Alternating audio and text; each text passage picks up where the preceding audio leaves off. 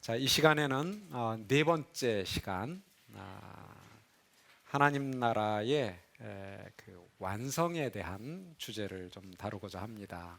이 완성은 예수님의 재림과 연관된 주제이기 때문에 예수님의 재림에 대한 주제를 먼저 좀 다뤄보고, 그 재림 시에 어떤 기준으로 예수님은 또 심판하시는가라는 주제, 그리고 그 하나님 나라가 완성되었을 때 새 예루살렘 성이 존재하게 되는 새하늘과 새 땅은 어떤 모습으로 그려지고 있는가, 이 부분까지 저희들이 두 번의 강좌에 걸쳐서 좀 나누어서 살피고자 합니다. 지난 시간에 저희들이 하나님 나라의 현재성과 하나님 나라의 그 미래성을 각각 좀 다뤄보았죠. 그래서 그러면 현재성과 미래성 사이에는 어떤 상호관계가 있는가를 우리가 좀 생각해 보고 싶고, 그리고 구약 시대의 하나님 나라는 또 어떤 식으로 우리가 이해를 해야 되는가라는 그 고민을 좀 도표로 여러분들에게 좀 정리를 해드리고, 그 다음에 하나님 나라의 완성, 재림의 주제로 좀 넘어가 보고자 합니다. 하나님 나라의 완성을 시간의 어떤 흐름 속에서, 이 시간은 하늘에서의 시간이라고 한다면, 하늘에서 하나님의 그 통치가 땅에 이제 이루어지는 것이 하나님의 뜻이겠죠. 그것이 창조에 나타났던 하나님의 관심이고 또 목표이기도 할 것입니다. 그래서 땅에 이루어진 시간을 우리가 좀 생각해 보면, 구약 시대를 아까 우리가 마태복음 11장 13절에서 보았을 때 예언의 시대라고 얘기를 했습니다. 이 예언의 시대에는 하나님의 나라가 어떻게 이 땅에 임하는가, 구약에 나타난 하나님 나라 주제를 가지고 김 교수님과 여러분들이 살펴볼 때 정리하셨겠습니다마는, 하나님의 나라의 다양한 그 사건들 중에 대표적으로 우리가 출애굽을 생각해 볼 수 있습니다. 출애굽은 하나님께서 이스라엘을 죄악의 땅으로부터 구출해내시는 구출적 사건이죠. 하나님의 왕권으로. 이것이 어찌 보면 하나님 나라의 그림자와 같은 사건이다. 예수님께서도 이제 메시아로 오셔서 사탄의 굴리하에 있는 우리를 구출하시고 해방시키듯이, 하나님께서는 이미 이집트 땅에 있던 당신의 백성들을 구출해내시는 그러한 사건. 그래서 실은 예수님의 사역의 과정을 보면, 특히 초기 단계에서 이스라엘이 출애굽 과정에서 겪었던 것을 겪어내시는 그러한 측면이 있습니다. 그래서 마태복음 2장 15절에 보면 이집트에서, 애굽에서 내 아들을 불렀다라는 호세아서 11장 1절의 말씀을 예수님께서 이집트로 피신하신 이유와 목적으로 얘기를 합니다. 그래서 이집트로 피난하셨다가 거기서 돌아오시게 함으로 출애굽의 모형을 성취하시는 그런 의도를 가지고 이집트를 방문하시는, 그리고 홍해를 건넌 사건은 어찌 보면 그 고린도전서 10장에서 홍해를 건너며 세례를 받았다 이스라엘 백성이 라고 했는데, 예수님께서 세례를 받으신 것이 바로 그 홍해를 건넌 사건의 하나님의 아들, 이 세 단계에 다 하나님의 아들이 강조가 되는데요. 내 아들을 이집트에서 불렀다. 또 하나님의 아들이라 하늘로부터 음성이 들렸고요. 세례시에 그 하나님의 아들인 이스라엘 백성이 홍해를 건너듯이, 그래서 세례를 받았듯이 예수님이 세례를 받으셨고, 그리고 이스라엘 백성이 홍해를 건넌 후에 광야에서 40년 동안 시험을 받았듯이 예수님께서 또 40일간 광야에서 시험을 당하심으로써 하나님의 아들의 그림자였던, 모형이었던 이스라엘의 출애굽 경험을 예수님께서 다 성취적인 의미로 몸소 겪으시는 그러한 어떤 연결점을 적지 않은 학자들이 살펴보고 있습니다. 특히 시험 받으실 때 세 가지의 시험을 모두 신명기 6장과 8장의 말씀들을 인용해서 이렇게 그 답변하고 계시는데, 그게 바로 신명기 6장부터 8장은 왜 하나님께서 이스라엘을 광야에서 40년 동안 시험을 하셨는가라는 목적을 보여주시는 그런 중요한 내용이 있기 때문에 바로 그런 연결점을 마태복음서 저자는 의도하지 않았을까. 아무튼 이 출애굽은 예수님의 사역의 모형으로서 여러 가지 중요한, 아까 보았지만 만나 같은 것도, 만나 사건도 예수님께서 광야에서 5천 명을 먹이시고 4천 명을 먹이시는 사건 속에서 또 성취되는 연결점이 있고요. 뭐 시간만 있으면 여러 가지 것들을 살펴볼 수 있는데, 또 산에서 십계명과 계명을, 율법들을 주셨듯이 예수님께서 또 산에 올라가서 산상설교를 통해서 그 율법의 성취적인 의미들을 또 드러내 보이시고, 많은 연결점들을 저희들이 살펴볼 수 있는 그 사건입니다. 그래서 이것이 하나의 그림자적인 하나님 나라 사건이다. 메시아가 직접 통치하시는 사건은 아니지만 이미 하나님께서 그 메시아를 내다보도록 하기 위해서 어떻게 하나님께서 이스라엘 백성을, 당신의 백성을 구출해내시는가를 보여주는 그러한 그림자적 사건이었다라고 해서 이미 출애굽 사건에 하나님께서 어떻게 그의 백성을 다스리시는가, 또 이끄시는가를 보여주는 그러한 의미를 찾아볼 수 있고요. 그리고 많은 선지자들과 그 성전 제도, 사실 성전 제도도 임마누엘이신 예수님을 내다보는 중요한 그런 사건이죠. 그래서 성전에 하나님이 임재하심으로써 그의 백성을 만나 주시듯이 이제는 예수님께서 임마누엘의 성취로서 성전은 장소와 또 시간과 또 대상의 그 한계가 있었죠. 지성소에 한정돼 있고 1년에 한 번만, 그리고 대제사장만 하나님을 만날 수 있는 그러한 제한된 그러한 그 어떤 모형적인 한계가 있었다면, 그것이 예수님 안에서는 언제나 항상 너희와 함께 있을 것이다. 그리고 어디서든지 두세 사람만 모이면 어디가 됐든지, 그리고 누구든지 모든 지성소의 제약이 해결되는 그러한 예수님의 어떤 그 성전으로서의 역할, 그래서 성전보다 더 큰 이가 여기 있다. 성전의 역할이 하나님께서 하나님의 백성을 만나시고 그들의 죄를 용서해 주시고 그들의 간구를 들어주는 그러한 관계의 자리였다면, 그러니까 하나님께서 그의 백성을 통치하시는 자리죠. 그런데 예수님께서는 바로 그 성전보다 크신 이로, 크신 분으로 이 땅에 임마누엘 하신 그러한 그 의미. 그래서 성전도 하나의 그림자적인 하나님의 통치의, 하나님 나라의 한 그 모형이다라고 볼 수 있겠습니다. 그리고 또 많은 선지자들을 통해서 하나님의 뜻을 선포하심으로 말미암아, 또 예언하심으로 말미암아 메시아를 내다보게 하는 그러한 기능을 했고, 그래서 그들을 통하여 하나님의 뜻을 전달하시고 그 뜻에 순종하기를 바라시는 이러한 것이, 선지자를 통해서도 하나님은 그림자적으로 이스라엘을 통치하고 계셨다라는 점을 또 살펴볼 수 있죠. 그리고 이제 선지자뿐만이 아니라 왕들을 통해서도 그런 하나님의 통치는 간접적으로 드러나게 되고, 특히 솔로몬의 역할은 매우 중요합니다. 솔로몬 개인이 중요한 게 아니라 그가 다윗의 아들이라는 것 때문에 그 다윗의 아들로서 성전을 세우고 또 하나님의 왕권을 수립하는 그러한 중요한 그 약속의 어떤 성취. 그러나 그것은 1차적인 성취였고, 진정한 다윗의 아들은 솔로몬이 아니라 예수님이다. 그래서 마태복음 1장 1절에서 이제 원래 원문은 이렇습니다.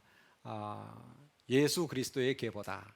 그분은 다윗의 자손이요, 그분은 아브라함의 자손이다. 순서가 예수, 그리스도, 다윗, 아브라함. 우리나라 번역에서는 완전히 거꾸로 됐죠. 아브라함과 다윗의 자손 예수 그리스도다라고 했는데 순서가 정반대예요.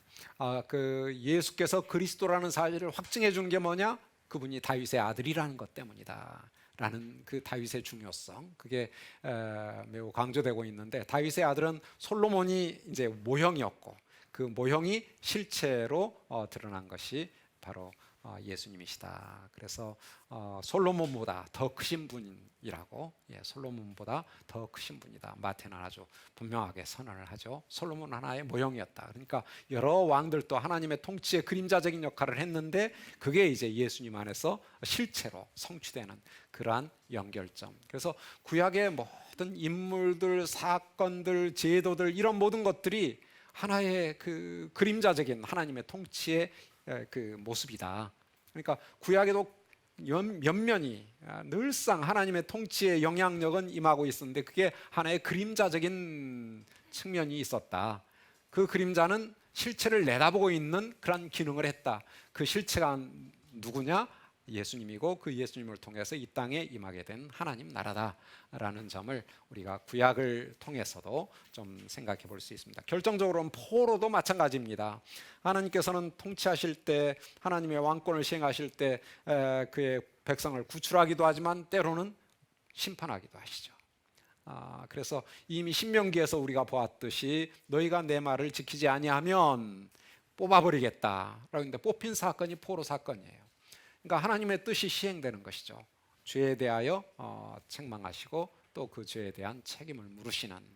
그러나 그것이 결코 그걸로 끝나는 것이 아니고 그것을 통해서 이스라엘이 궁극적으로 하나님께로 돌아오기를 기대하시는, 결국은 그들이 포로로 잡혀갔을 때 메시아 대망을 갖게 되죠. 메시아를 간절히 기대하는 그 간절한 대망은 그들이 포로로 잡혀갔을 때 모든 자들이 가난한 자가 되어서 하나님을 바라보고 하나님의 구출을 기대하고, 그래서 이제 하나님께서 약속하신 것이 가난한 자에게 복음이 선포될 것이다 라고 이사야를 통하여 약속하시는 그러한 그 원리. 그래서 선지자, 왕, 그리고 포로 사건까지도 하나의 그림자적인 하나님의 통치였다라고 우리가 얘기할 수 있습니다. 그러나 구약에서는 실체가 없었어요. 하나님의 통치의 실체를 볼 수는 없었어요. 예언의 시대이기 때문에, 내다보는 시대이기 때문에 그 내다보았던 예언이 성취된 사건이 예수님의 사건이다. 예수님의 성육신 사건이요, 그분의 십자가 사건이었다. 이래서 이제 우리는 예수님의 십자가를 통하여 하나님 나라가 이 땅 위에 성취되는 그러한 사건을 경험하게 됩니다. 그것이 이제 복음서에 기록된 사건들이에요. 그리고 그로 말미암아 이 세상에는 예언의 시대를 벗어나서 성취의 시대가 시작이 된 것입니다. 예언의 시대를 점선으로 표시했다면 성취의 시대는 이제 실선의 시대예요. 실체가 주어진 것이기 때문에. 그래서 예언의 시대와 성취의 시대는 땅에서 하나님 나라를 경험하는 두 시대로의 구분입니다. 예언의 시대, 성취의 시대. 자, 이런 성취의 시대는 이제 이미 하나님 나라를 이 땅에서 경험하고 있지만 그럼에도 불구하고 하늘에서처럼 땅에서 하나님의 뜻이 이루어지지는 않습니다. 그러니까 늘상 그걸 간구해야지 돼요. 그 가운데 이제 하나님 나라는 자라나는 것이죠. 이 땅 위에서 계속 자라나고 있습니다. 이제 우리가 시간이 없어서 그 비유들을 다 살펴보지는 못하는데 겨자 12유 같은 경우에는 하나님 나라가 이 땅 위에 어떻게 자라나는가, 예수님으로부터 시작된 그 하나님 나라가 이 세상 역사 속에 어떻게 자라나는가를 너무나 잘 우리의 이 역사, 현실 역사가 보여주고 있습니다. 그래서 예수님 당시에는 겨자씨 한 알이 심겨져서 그 나무가 되고 그 나무에 새들이 와서 깃들인다 했을 때 새들은 주변의 큰 나라들을 지칭하거든요. 나무는 제국을 의미하고, 그래서 아시리아를 제국에 비유하고 바빌론을 아시리아를 나무에 비유하고 바빌론을 나무에 비유하는데 그 제국, 엄청난 제국으로 이 하나님 나라가 클 것이다. 그리고 그 하나님 나라의 영향력 속에 주변에 있는 나라들이 다 들어오게 될 것이다 라고 예수님이 그 비유를 말씀하셨을 때 누가 실감할 수 있었을까요? 예수님의 제자들 중에. 아마도 뜬구름 잡는 얘기. 그래서 비유의 의미를 잘 깨닫지 못하는, 사실 우리가 더 잘 깨달아요. 왜냐하면 그 과정을 다 봤으니까.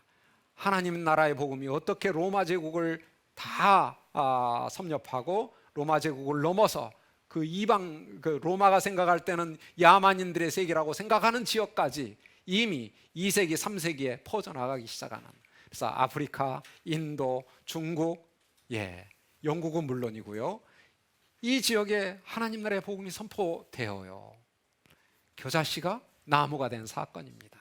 그리고 새들이 와서 깃들이는 사건이에요. 오늘날은 사실은 복음이 들어가지 않은 나라가 아니라 이제 종족이 없느냐 뭐 이런 거 가지고 우리가 참 계속 고민하고 있잖아요.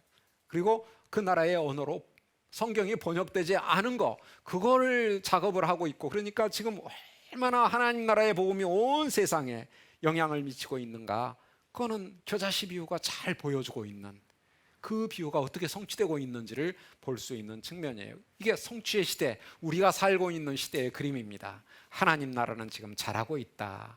예수님 당시에 처음에 씨앗이 뿌려졌을 때의 상황과는 비교할 수 없을 정도로 엄청난 세력으로 하나님 나라가 지금 온 세상에 영향을 미치고 있는. 자, 그럼 언제 주님이 재림하실까 참 궁금하잖아요. 왜냐하면 재림의 때에 하나님 나라는 완성될 것이니까. 자, 재림의 때는 언제일까요? 자, 그거는 좀 이따가 우리가 살펴볼 거요. 재림이 오면 그때는 하나님 나라가 완성됩니다. 완성되면서 하늘에서 예루살렘이 내려온다 했어요. 그러면 우리들은 그 예루살렘으로 이제 올리우겠죠? 그래서 이제 레드가 이런 구도를 얘기하는데, 하늘에서 하나님이 내려오시고 우리는 올라가서 하나님과 함께 거하는, 사실 하나님과 함께 거한다는 게 말도 안 되는 얘기거든요. 지금도 하늘의 세계와 우리 땅의 세계는 엄연히 구별이 돼 있어요. 구분이 돼 있어요. 그러니까 우리가 실제로 영으로는 하늘에 올라가서 하나님을 지금 만나고 있습니다. 그게 히브리서 12장이 얘기하고 있는 바예요. 너희가 하늘의 예루살렘에 이르렀다라고 얘기해요. 살아있는 성도들에게. 그러니까 우리는 우리의 모든 삶의 자리에서 하나님의 보호자 앞에 나가 예배하는 삶을 살고 있는 거예요. 만약에 그 예배의 자리를 벗어난다면 우리는 죄악의 세상에 속해지게 되죠. 그러니까 우리는 항상 하나님의 보호자 앞에서 하나님을 대면하며 하나님을 찬양하며 하나님께 예배하는 삶을 지금도 살고 있어요. 그러나 우리 육신은 엄연히 땅에 있습니다. 영으로는 하늘에 가서 하나님과 더불어 하나님께 예배드리지만, 하늘에 간다고 그러니까 뭐 우주선 타고 간다고 생각하면 안 돼. 이 하늘은 공간적인 개념이 아니에요. 하나님의 거처인 하늘은 공간의 개념을 뛰어넘은 세계입니다. 영역이에요. 그러니까 하나님은 무소부재, 안 계신 곳이 하나도 없다는 게 조지신학적으로 여러분들 들어보셨잖아요. 안 계신 곳이 아무 데도 없어요. 바닥 속에까지도 계셔요. 그러니까 우리는 어디를 공간적으로 이동해야 하나님을 만나는 게 아니에요. 하나님은 이미 임재해 계시기 때문에 그 하나님을 만나는 영역이 하늘이에요. 하늘. 그건 영으로만 지금 우리가 누릴 수 있는 특권입니다. 왜? 몸은 땅에 있기 때문에.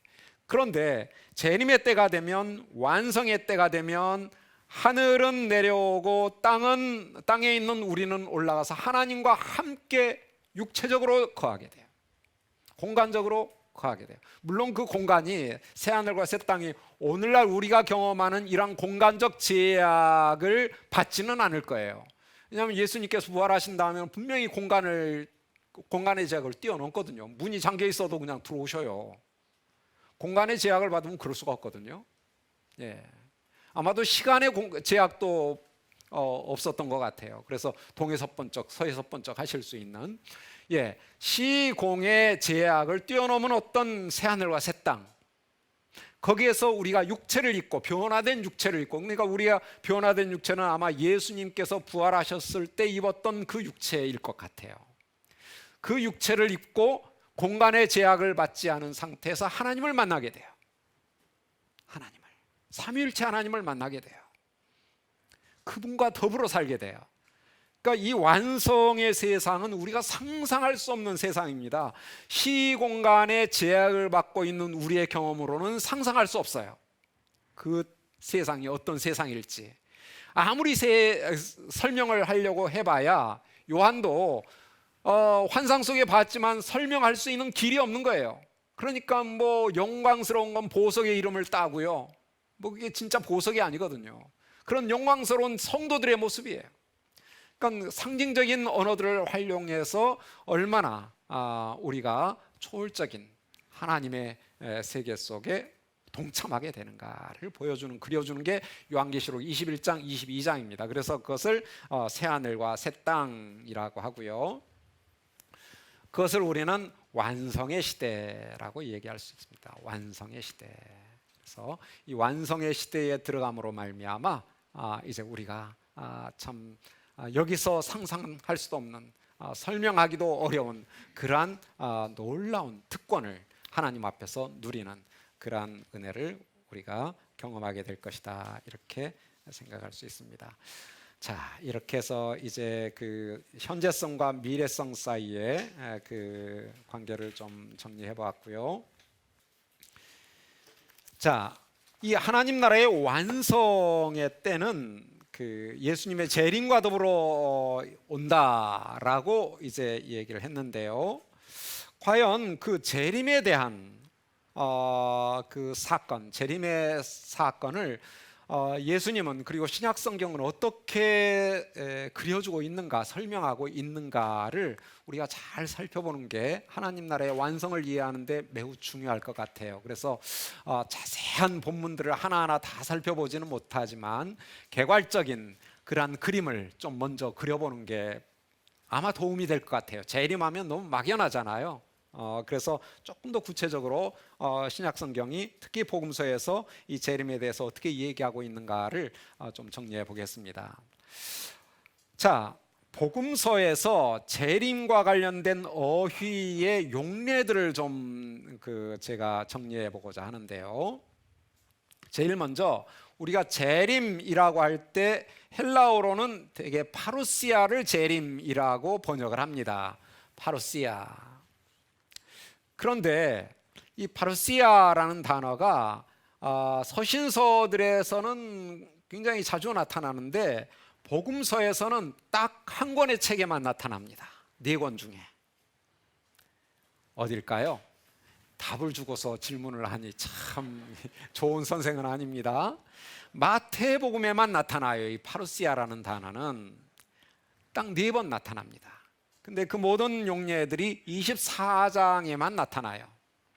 24장 3절, 27절, 37절, 39절 이 4절에만 나타나는데요. 저희가 24장을 간략하게 좀 정리해 볼 텐데 그때 제가 조금 더 설명을 드리도록 하겠습니다. 아무튼 마태복음에서는 이 파루시아가 나타나는 4 용례들은 모두가 다 재림이라는 뜻을 갖습니다. 재림, 예수님의 재림. 하지만 바울의 서신서들에서는 이게 언제나 재림을 뜻하지는 않아요. 대개는 재림을 뜻하지만 그러지 않은 경우들도 있다라는 점을 우리가 좀 기억할 필요가 있고요. 두 번째로 우리가 재림과 관련해서 주목할 표현이 인자의 오심입니다. 인자의 오심. 인자의 오심 하니까 아까 구약 성경에서 어떤 본문을 떠올리게 되죠? 다니엘서 7장 13절 14절을 우리가 기억하게 되죠. 그때 제가 말씀을 드렸습니다. 이 인자의 오심 구절은 그냥 우리는 통상적으로는 인자의 오심하면 무조건 재림이라고 생각을 하는 거예요. 근데 그러지 않은 경우들도 있다라는 점을 우리가 본문에서 확인할 필요가 있는데요. 먼저 인자의 오심이 재림을 지칭하는 경우들도 적지 않습니다. 마태복음 24장 44절이나 그 평행구인 12장 40절 그리고 마태복음 25장 31절과 같은 경우들은 재림을 지칭합니다. 인자의 오심이. 근데 이 인자의 오심이 재림을 지칭하지 않는 경우들에 대해서 우리가 좀 살펴볼 필요가 있어요. 왜냐하면 대부분이 인자의 오심을 재림이라고 생각해 버리니까. 그러지 않은 경우들을 우리가 좀 구체적으로 본문을 몇 군데 살펴보겠는데요. 마태복음 16장입니다. 마태복음 16장 27절 28절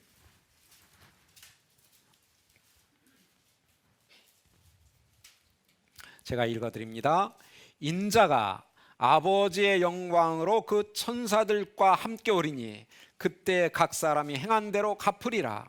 진실로 너희에게 이르노니 여기 서 있는 사람 중에 죽기 전에 인자가 그 왕권을 가지고 오는 것을 볼 자들도 있느니라 라고 했습니다. 어때요? 지금 이 27, 28절은 그냥 딱 생각하면 무슨 사건인 것 같아요? 딱 보면 무슨 사건을 묘사하는 것 같아요? 예수님의 재림을 묘사하는 게 너무 분명해 보이지 않아요? 느낌상으로? 왜냐하면 아버지의 영광스러운 모습이잖아요. 천사들과 함께 천사가 나타나니 더군다나 더 그럴 것 같아요. 각 사람의 행한 대로 갚으리라. 뭔가 심판적인 행위를 하실 거라고 얘기를 합니다. 그런데 문제는 뭐냐? 여기 서 있는 사람들 중에 죽기 전에, 그러니까 여기 서 있는 사람들이 살아생전에 이 사건을 볼 사람도 있다는 거예요. 다 보는 건 아닐지라도 몇몇 사람들은 볼 것이다. 그러니까 한 세대 안에 이 사건은 일어난다 라고 말씀하십니다. 한 세대 안에. 그래가지고 그 19세기 신학자들은 마가복음의 이 평행 본문을 기준으로 해서 예수님은 실패한 예언자다. 자신의 죽음과 재림을 예견했지만 그대로 이루어지지 않았다. 한 세대 안에 재림이 일어나지 않았으니까 라고 아주 딱 잘라서 얘기했던 그런 본문이기도 합니다. 과연 이제 그건 뭔가 하면 그 사람들은 이게 재림이라고 딱 단정해 버린 거예요. 과연 이 본문을 재림이라고 꼭 봐야 할까요? 라는 질문부터 던집니다. 만약에 재림으로 봐야 하면 예수님은 실수하신 거예요. 한 세대 안에 여기 서 있는 사람들 중에 살아생전에 이런 일을 본 사람이 아무도 없으니까, 예수님의 재림을 본 사람은 아무도 없어요. 다 죽었어요. 그럼 예수님이 실수하신 거죠. 거짓말하신 거짓말을 거짓말은 의도적일 때 거짓말이라고 그러나요? 의도하지는 않았겠지만 아무튼 실수하신 거예요. 예견을 했는데 안 나타났어요. 안 이루어졌어요. 그렇게 결론을 내릴 수밖에 없습니다. 그런데 과연 이 구절이 정말 예수님의 재림만을 지칭해야 되는가라는 질문이에요. 그러지 않을 수 있다라는 사실입니다. 그러면 예수님께서 아버지의 영광으로 오는 사건이 뭐겠는가를 이제 생각을 해야 돼요. 그래서 적지 않은 사람들은 17장 1절 이하에 나타나는 변화산 사건을 그 사건으로 생각을 합니다. 거기에 예수님께서 변화되니까, 영광스러운 모습으로 변화되니까. 그리고 12 중에 3명만 봤어요. 그러니까 너희가 살아생전에 몇몇은 볼 것이다 했는데 3명 봤잖냐라고 이제 얘기할 수 있는데, 그러나 문제는 여기에 심판적인 행위가 나타나지 않습니다. 그리고 이게 죽기 전에 인자가 오는 것을 볼 자도 있다 했으면 적어도 얼마 좀 지난 다음에 이 일이 일어나야 되는 것이 아닌가라는 이제 또 그런 생각도 들고요. 그래서 이제 예수님의 영광을 받으시는 사건이 뭘까를 이제 제안들을 합니다. 그 중에는 예수님의 십자가 사건, 들려오는 사건이니까요. 그리고 부활 사건, 승천 사건, 뭐 이런 것들이 이 사건에 해당하는 것이 아니냐라고 제안하고, 그런 제안들은 상당히 많은 지지들을 받기도 합니다. 그리고 거기에서 이제 예수님께서 그 부활하신 다음에 그 하늘과 땅의 모든 뭐가 나에게 주어졌다? 권세가 나에게 주어졌다라고 하잖아요. 왕권을 받습니다. 모든 천하의 왕권을 예수님이 부여받으세요. 그러니까 여기 왕권과 관련, 왕권을 가지고 오는 것을 볼 수 있다라고 했을 때 그것이 적절하게 적용될 수 있습니다. 한 가지 딱 걸리는 거는 행한 대로 갚으리라 라는 이 말씀이 과연 예수님께서 그 십자가에 달리시고 또 부활하시고 승천하셨을 때, 아니면 성령 강림하셨을 때 그런 일이 있었는가, 눈에 띄는 그런 사건들은 좀 보기가 어렵다라는 게 딱 한 가지 걸리는 문제입니다. 그래서 적지 않은 학자들은 이거는 그렇다면 예루살렘 성전 파괴 사건을 지칭하는 것이 아닌가. 왜냐하면 성전 파괴 사건은 왕권을 가지고 한 민족을 심판하는 사건이거든요. 유대인들을 심판하는, 이스라엘을 심판하는 사건, 그 심판의 구체적인 증거로서 성전을 파괴해버리는 그러한 사건. 그래서 성전 파괴는 그냥 정치적인 사건이 아니고 예수님께서 예고하신 영적인 심판 사건입니다. 심판 사건이에요. 메시아의 심판 사건이에요. 메시아가 예고하셨고, 한 세대 안에 여기에 서 있는 사람들이 다 죽기 전에 적어도 몇몇 사람들은 여전히 살아 있었어요. 그때 성전 파괴가 일어난 것을 보았다라는 라는 점에서 이 행한 대로 갚으리라 라는 말까지를 생각한다면 성전 파괴가 타당하지 않나. 아무튼 이 범위 안에서 성전 파괴까지 일어났던 예수님의 어떤 영광을 받으시는 사건이 이 인자의 오심 사건이다. 그리고 인자의 오심은 우리에게 오는 것이 아니라 우리가 그 첫째 시간에 살펴보았습니다마는 인자의 오심은 우리에게 오시는 것이 아니라 아버지께, 영광스러운 하나님께 나아가는 사건이에요. 하나님께 나아가서 왕권을 받아서 그 왕권을 시행하는 사건이거든요. 그렇다면 예수님께서 승천하셔서 하나님으로부터 왕권을 받아 그 왕권을 시행하는 사건이 성전 파괴 사건이라고 하는 사실은 너무나 자연스러운, 다니엘서 7장 13절 14절의 성취로서 보는 데 있어서 아무런 어려움이 없는 그러한 해석이기 때문에 그런 가능성을 열어두게 됩니다. 아무튼 간에 이 부분에서 마태복음 16장 27절 28절 그리고 마가복음 8장 38, 39절, 누가복음 9장 26절 모두가 다 재림을 지칭하는 것은 아니다. 만약에 재림을 지칭한다라고 한다면 예수님은 실수하신 것이 된다라는 점을 우리가 기억할 필요가 있고요.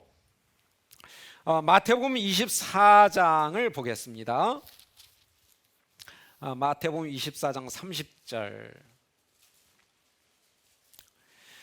그때 인자의 징조가 하늘에서 보이겠고 그때 땅의 모든 족속들이 통곡하며 그들의 인자가 구름을 타고 능력과 큰 영광으로 오는 것을 보리라 했어요.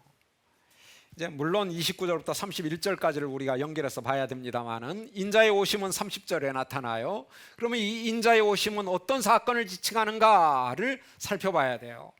근데 이 문맥 속이 24장 3절에 보면 예수께서 감람산에 앉으셨을 때의 제자들이 조용히 와서 이르되 우리에게 이르소서 어느 때 이런 일은 2절에서 예언하신 성전의 건물이 돌 하나도 돌 위에 남지 아니하고 완전히 무너뜨려질 것이다 라는 예언입니다. 이런 일이 언제 일어나겠습니까? 그리고 또 주의 임하심, 이게 이제 파루시아 재림입니다. 재림과 세상 끝에는 무슨 징조가 있겠습니까? 여기서 보면 제자들은 두 사건을 동일시해요. 성전 파괴와 예수님의 재림을 함께 일어날 사건으로 봅니다. 그만큼 성전 파괴를 중대한 하나님의 심판 사건으로 보는 거예요. 그래서 그거는 예수님의 재림과 같이 일어날 것이다. 그때는 세상 끝이다. 성전이 파괴된다는 건 세상 끝이다. 이렇게 전제하고 그때와 징조를 묻습니다. 근데 이제 결과적으로 보면 두 가지를 함께 연결해서 물은 거죠. 성전 파괴와 세상 끝. 그러면 30절의 인자의 오심은 세상 끝일 수도 있고 성전 파괴일 수도 있습니다. 근데 이 시점을 정하는 데 있어 아주 중요한 요소가 뭔가 하면 32절부터 34절입니다. 무화과 나무의 비유를 배우라. 그 가지가 연하여지고 잎사귀를 내면 여름이 가까운 줄을 아나니 이와 같이 너희도 이 모든 일을 보던 인자가 가까이 문 앞에 이른 줄을 알라. 내가 진실로 너에게 말하니 이 세대가 지나가기 전에 이 일들이 다 일어날 것이다. 아까는 여기 서 있는 사람 중에 죽기 전에 이 일을 볼 것이다 했는데 여기서는 이 세대가 지나가기 전에 이 일을 볼 것이다. 이 일이 일어날 것이다. 이 모든 일이 일어난다. 그럼 이 모든 일에 당연히 29절부터 31절은 포함되는 거죠. 가장 가까운 문맥이니까.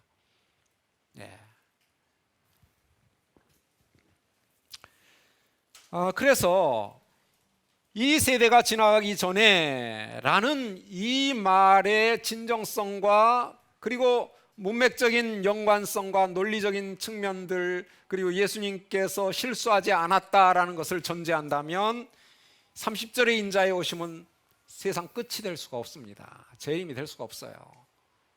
그렇다면 유일하게 지목될 수 있는 것은 앞에 있는 성전 파괴죠.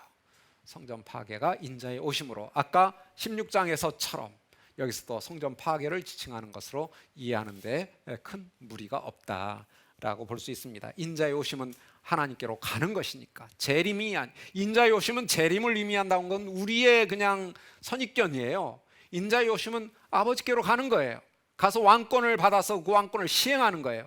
그 시행은 구원으로도 나타날 수 있고 심판으로도 나타날 수 있죠. 그런 점에서 여기에서 인자의 오심이 이 세대 안에 일어나야 한다면, 그게 틀리지 않았다면, 오류가 아니라면, 실수하신 게 아니라면 성전 파괴를 칭하는 것으로 보는 것이 가장 적절하다라고 볼 수 있습니다. 근데 이제 29절과 31절의 표현들이 너무 재림에 연관되어 있는 것처럼 보이니까 좀 이제 그런 부분에 어려움이 없지는 않습니다만, 그건 조금 이따가 제가 아주 간단하게 좀 설명을 더 드리려고 하고요. 자, 또 한 경우를 보면 26장입니다. 26장 64절인데요. 예수님이 재판받으시는 상황 속에서 예수께서 이르시되 내가 말하였느니라. 그러나 내가 너희에게 이르노니 이후에 인자가 권능의 우편에 앉아 있는 것과 하늘 구름을 타고 오는 것을 너희가 보리라 라고 다시 얘기합니다. 근데 누가 보리라 했어요? 너희가 보리라 라고 했습니다. 물론 여러 가지 해석이 가능합니다. 그러나 가장 평이한 해석은, 가장 자연스러운 해석은, 지금 눈앞에 있는 제사장이, 대제사장이, 지금 심판 자리에 앉아 있는 대제사장이 오히려 예수님의 재판장의 심판 상황을 보게 될 것이다 라고 얘기합니다. 그러면 이것은 재림일 수도 있어요. 우선적으로는. 왜냐하면 마지막 때 대제사장을 비롯하여 모든 악한 자들도 예수님께서 재림하는 모습을 보게 될 것이고, 다 자기들의 실수를 인정하지 않을 수 없을 테니까 그때 부활하여 예수님의 이러한 재림의 모습을 볼 수도 있겠죠. 그러나 여기에 뉘앙스는 꼭 그런 것만 같지는 않습니다. 너희가 직접 볼 것이다 라고 얘기하는 것으로 보이고요. 그러면 이 모습은 구름을 타고 가는 것, 승천 때도 구름을 타고 가시잖아요. 그렇죠? 승천 사건. 근데 그거를 이 대제사장들이 봤는가가 문제예요. 부활한 후에 예수님을 이 대제사장이 봤을까? 그것도 좀 궁금하지만 봤을 수도 있고 못 봤을 수도 있어요. 예. 그러나 누구나 다 봤던 사건이 있습니다. 그게 성전 파괴 사건이에요. 예. 그럼 보고 싶다고 보고 안 보고 싶다고 안 볼 수가 없어요. 누구나 다 예루살렘에 있는 모든 사람들이 직접 경험한 사건이니까. 그래서 이것은 그 여러 가지 가능성들이 열려 있습니다. 재림도 사실 한편 가능하고 예수님의 부활, 승천 다 가능한 얘기들입니다. 그러나 좀 더 타당성이 있어 보이는 자연스러운 가능성은 성전 파괴를 너희들이 볼 것이다. 그것이 예수님께서 심판하시는 사건이니까요. 왕권을 가지고 영광 속에서 이 이스라엘을, 예수님을 대적하고 마지막에 가서 그 죄를 우리의 자손들에게까지 돌리라 라고까지 했던 그 이스라엘 백성들, 그들을 향한 예수님의 예고가 그대로 성취된 그러한 의미로도 이해할 수 있죠. 아무튼 여기서 우리가 살펴보게 되는 것은, 인자의 오심 했을 때 그 인자의 오심이 그냥 무조건적으로 당연히 재림을 지칭하는 것은 아니다. 다양한 사건들을 지칭할 가능성이 열려 있다는 점을 우리가 좀 생각해 볼 수 있고요. 자, 예수님의 재림과 관련해서 자주 사용되는 또 표현이 하나 있는데요. 그게 세상 끝이라는 표현입니다. 세상 끝.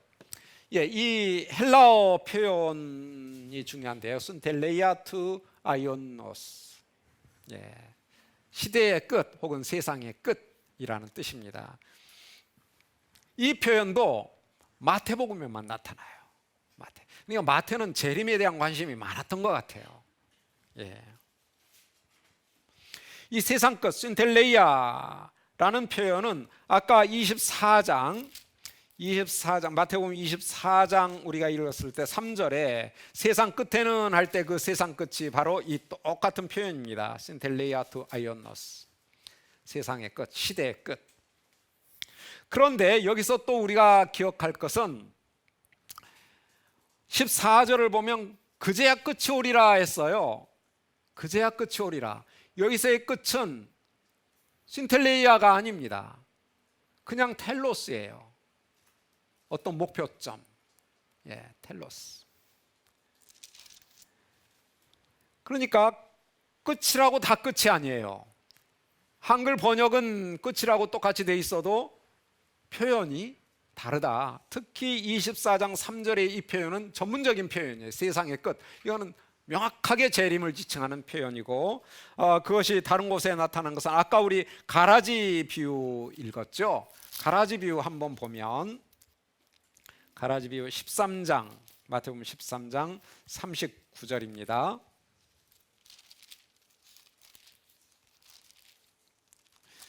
39절에 그런즉 가라지를 거두어 불에 사르는 것 같이 세상 끝에도 그러하리라. 이 세상 끝이 똑같이 신텔레이아 두 아이오노스라는 표현입니다. 그게 이제 그 40절에도 다시 반복되고요. 그리고 이 그 가라지 비유와 아주 긴밀하게 연관된 비유가 또 하나 있는데 그물 비유입니다. 그 그물 비유에도 보면 49절에 세상 끝에도 이와 같이 하리라. 역시 거기서 재림을 지칭하는 그러한 표현입니다. 그리고 맨 마지막으로 28장 마태복음 끝날 때 마지막 장 마지막 절에 어떻게 얘기했죠? 볼지어다 내가 세상 끝날까지, 세상 끝까지 너희와 항상 함께 있으리라. 세상 끝, 똑같은 표현 신텔레이아 투 아이오노스, 이렇게 5번에 걸쳐서 이 표현이 나타나고 이게 마태의 아주 독특한 그러한 표현이다라는 점을 우리가 기억하고, 이것이 마태가 재림에 대하여 가지고 있는 관심의 어떤 특별한 그 관심사다라는 것을 알 수 있죠. 자, 이 마태의 세상 끝과 유사한 표현이 요한복음에도 있는데요. 요한복음에서는 마지막 날이라는 표현으로 나타납니다. 마지막 날, 다 재림의 의미를 갖는데요. 그래서 한 군데만 좀 찾아볼까요? 요한복음 12장 28절 보면요.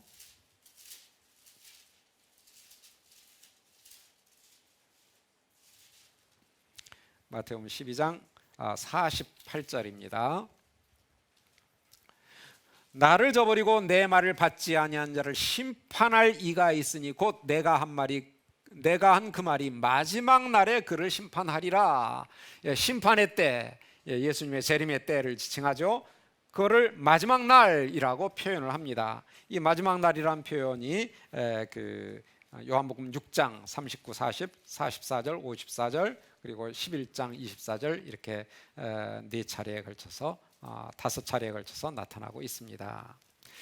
자, 그런가 하면 복음서의 재림과 관련해서 특이하게 사용된 또 표현이 하나 있는데요. 그 날, 단수로 표현되는 그 날입니다. 그 날.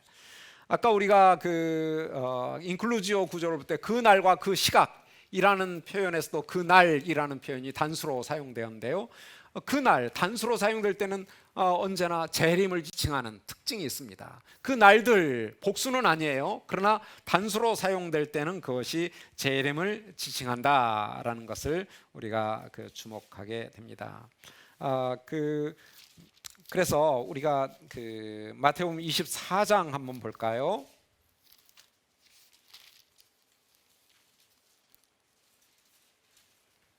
마태복음 24장에 보면 29절에 그날 환난 후에라고 해서 그날, 이게 이제 그 재림처럼 이렇게 이해될 수 있는데 실은 복수예요. 그 날들은 바로 앞에 있는 사건을 지칭하는 거예요. 그거는 15절 이하에 선지자 다니엘의 말한 바 멸망에 가증한 것이 거룩한 것에 선 것을 보든, 즉 성전 파괴의 그 징조를 얘기하는 것이죠. 그때 환란의 날이 될 것이다. 그 환란의 날들, 환란 후에 이 일이 일어날 것이다.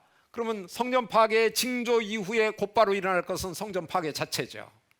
징조 다음에는 사건이 일어나야 되니까. 그래서 29절에 그 날은 복수입니다. 그 날들. 하지만 이 단수로 사용된 그 날이 곧바로 24장 36절에 나타나죠. 그러나 그 날과 그때는, 이 그날은 24장에서 처음으로 나타나는 단수 그날이에요. 그러니까 여기서 주제 전환이 일어나고 있다는 것을 알 수 있어요. 앞에서는 이것들에 대한 논의가 이루어졌어요. 이것들은 성전 파괴죠. 이것들. 그래서 34절에서 이 일들, 이 모든 일들, 그걸로 이것들에 대한 논의는 다 끝나요. 성전 파괴와 관련된 이것들에 대한 논의는 3절에서 언급이 되었고, 여기서 이제 마지막 언급이 돼서 다 끝나고, 전환점, 페리데라는 전환, 그러나로 번역이 됐는데요. 그러나 그날, 이것은 이것들의 대조되는, 대조되는 저날, 디스와 데스의 대조입니다. 이것들 그날. 그래서 그날은 이렇게 그 재림을 지칭하는 매우 독특한 그러한 의미를 갖는다라는 점을 우리가 좀 생각하고요. 그게 25장 13절에서도 똑같이 그날, 그때 단수로 사용되고 있습니다. 자, 그리고 이제 끝으로 심판날이라는 표현이 마태복음에 매우 많이 나타납니다.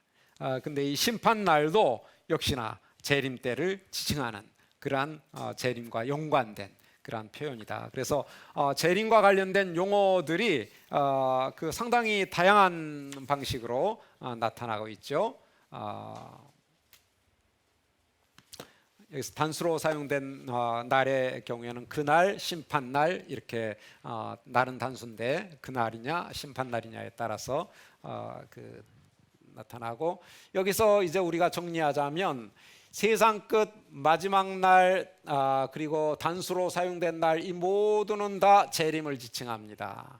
그리고 파루시아도 복음서에서는 재림을 지칭하고, 그러나 인자의 오심은 재림을 지칭하는 경우들도 있지만 재림을 지칭하지 않은 경우들도 있다는 점에서 다른 표현들은 그 날들, 복수는 제외하고요, 그날, 단수, 그리고 심판날, 단수일 경우에는 재림을 지칭하는 것으로 보아 무방한데, 그리고 세상 끝, 신텔레이아투 아이언노스, 마지막 날, 이런 그 표현들은 다 재림을 지칭하는 것으로 보아 마땅한데, 인자의 오심만큼은 좀 구분해서 잘 이해할 필요가 있다. 왜냐하면 명확하게 이 세대 안에 여기서 있는 사람들이 죽기 전에 이 일이 일어날 것이다 라고 얘기를 했기 때문에 그 날들은 재림과 연관된 것으로 보기보다는 원문맥을 보아도, 배경적인 다니엘서 7장 13, 14절에 비추어 봐도 그것이 반드시 재림을 지칭하지 될 이유는 없고, 오히려 예수님의 십자가 사건, 부활 사건, 그리고 승천 사건, 그리고 그분의 보혜사, 성령 강림, 그리고 성전 파괴, 이런 것들과 연관되는 것으로 보는 것이 좀 더 자연스럽다라고 결론을 내릴 수 있습니다. 자, 그러면 이제 재림과 관련된 구절들을 몇 군데 저희들이 좀 읽어보면서 예수님이 재림에 대해서 어떻게 말씀하시는가를 좀 그 맛을 보겠는데요. 우리에게 다 친숙한 말씀드립니다만은 마태복음 7장을 한번 보십시다. 마태복음 7장 21절부터 23절입니다. 자, 한 분이 좀 이 세 절을 좀 읽어 주시기 바랍니다.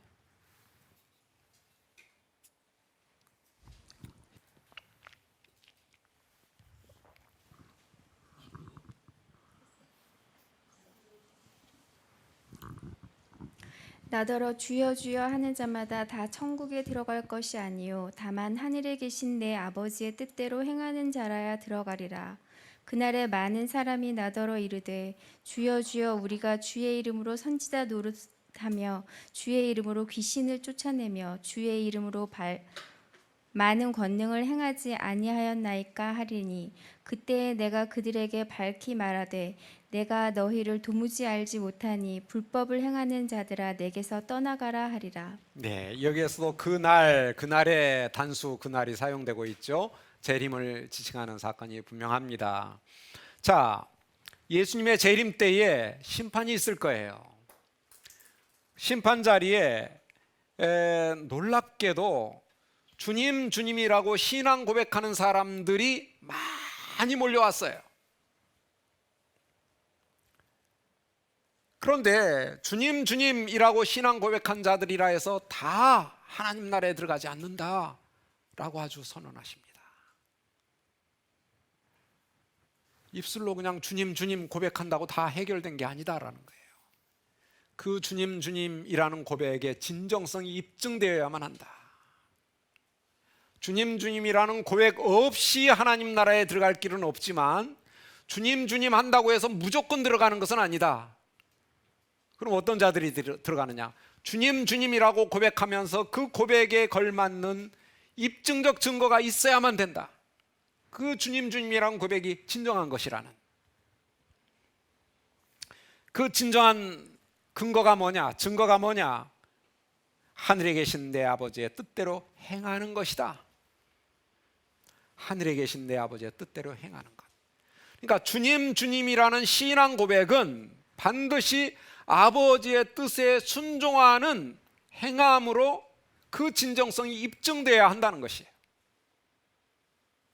그럼 여기서 한번 물어봅시다. 그럼 결국 이거는 행위구원을 얘기하는 것 아니에요?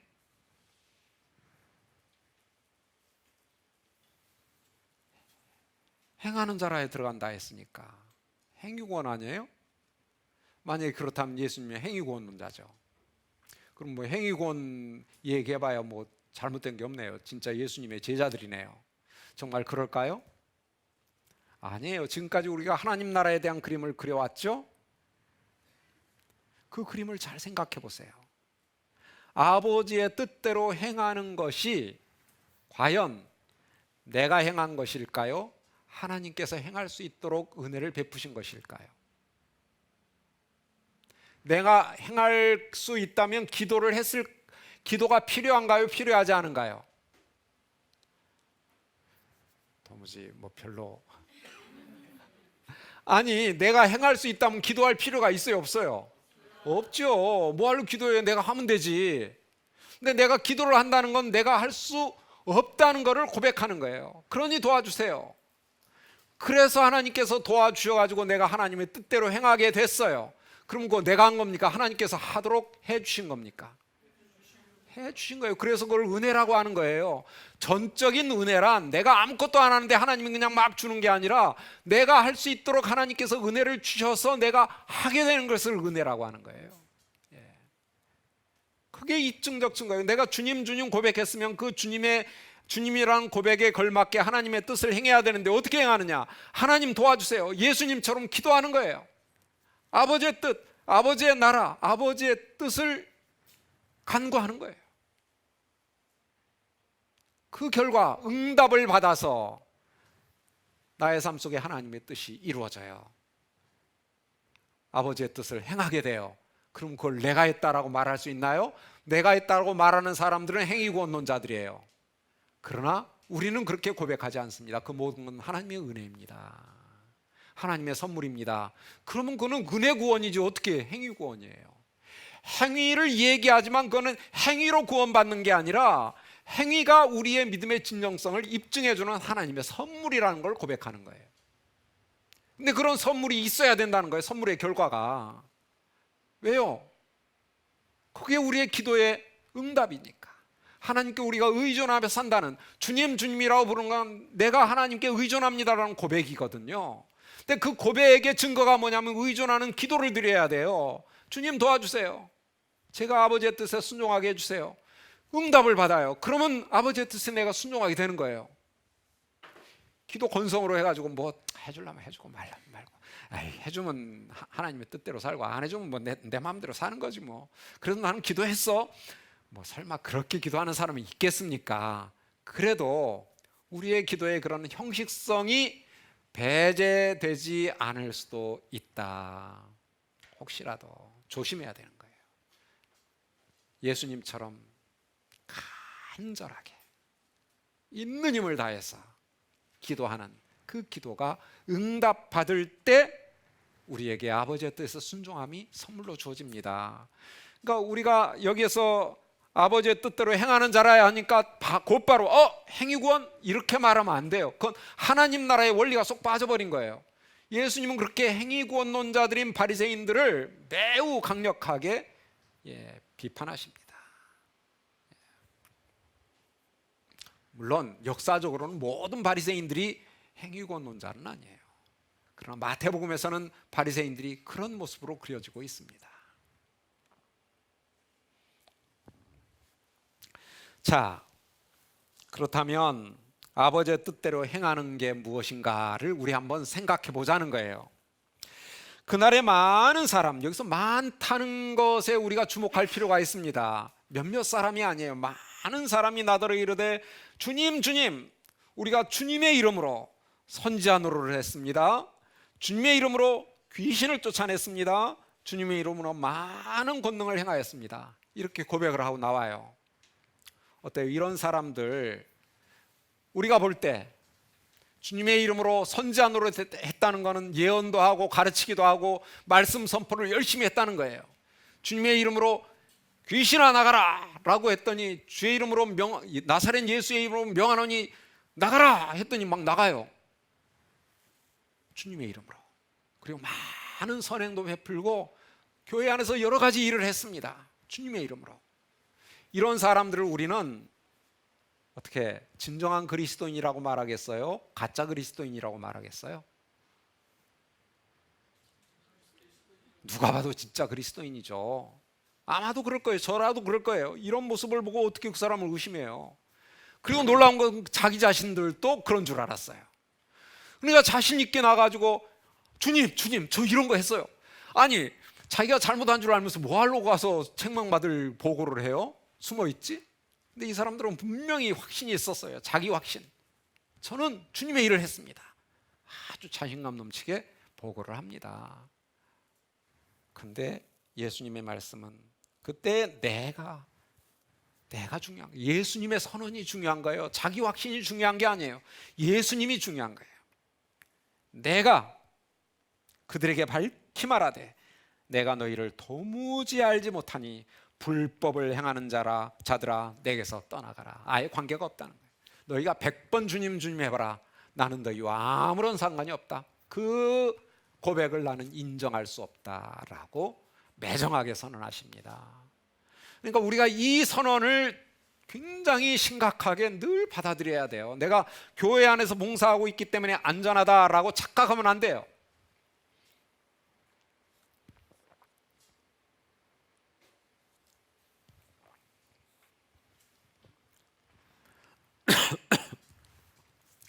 제가 이렇게 얘기하면 저 양 목사는 교회에서 봉사하지 말라는구나. 또 이렇게 말하면 큰일 납니다. 그게 아니고 안정감을 가지면 위험하다는 거예요. 내가 교회 안에서 열심히 봉사했으니까 나는 안전하다. 이게 위험하다는 거예요. 당연히 교회에서 열심히 봉사해야죠. 교회에서 봉사만 하나요? 세상에서도 봉사를 해야죠. 섬기는 게 예수님의 일인데 우리는 어디를 가든지 섬겨야 돼요. 당연한 것이에요. 세상의 빛이다 세상의 소금이다 했잖아요. 세상 가운데서 우리는 소금의 맛을 내야 되고 세상 가운데서 빛을 발해야만 돼요. 그들 가운데 복음의 영향력을 드러내 보여야 돼요. 섬기는 삶을 살아야죠. 어디서든지. 근데 그게 내 열심으로 할 수도 있다라는 얘기입니다.